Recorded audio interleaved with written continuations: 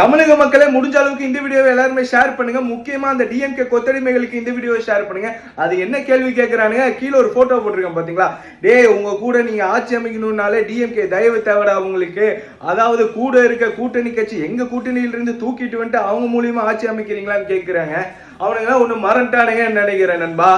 ஒன்னே ஒன்று ஆக வச்சுக்கோங்க, எங்க ரசிகர்கள் போட்ட ஓட்டுல தான் 2021 உங்க முதல் முறை முதலமைச்சர் ஸ்டாலின் அவர்கள் சிஎம்ஏ ஆனார், முத்துவேல் கருணாநிதி ஸ்டாலின்னு சொல்லி. சரிங்களா? அது என்னென்ன பண்ணானுங்க தெரியுங்களா? தளபதி எதிர்ச்சியா ஒரு சைக்கிள் எடுத்துட்டு போறாரு, அது பாருங்க கருப்பு ரெட் கலர்ல இருக்கு, அதனால அவர் என்ன சொல்ல வர்றாரு, உதயசூரியனுக்கு ஓட்டு போட சொல்றாருன்னு என்னென்னமா போர்ட்ரே பண்ணீங்கடா. ஓட்டு போட்ட போய் இனிச்சுச்சா, வின் பண்ணப்போ இனிச்சுச்சா 5 வருஷம். இப்போ உங்க தயவுலமா அதான் கம்யூனிஸ்ட்காரர் ஓப்பனா சொல்லிட்டு போட்டாரு ஐயா அவர்கள், இது எங்க கட்சி, திமுக கிட்ட நாங்க கேட்கணும் இல்ல, எங்களோட ஆதரவு நாங்க தமிழக வெற்றி கழகத்துக்கு தரோம், அவ்வளவுதான் முடிச்சிட்டாங்க. நாங்க பண்ண போற ஆட்சியில எப்படி கூட்டணி கட்சிக்காரங்களை நடத்தணும், அவங்களுக்கு எப்படி முன்னுரிமை கொடுக்கணும்னு நான் உங்களுக்கு சொல்லி தரேன்டா.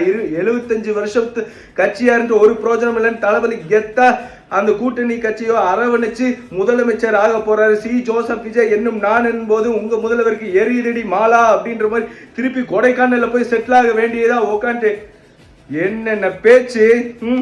3-4 மாசத்துல மக்களோட நம்பிக்கையை சம்பாரிச்சிருவோம்.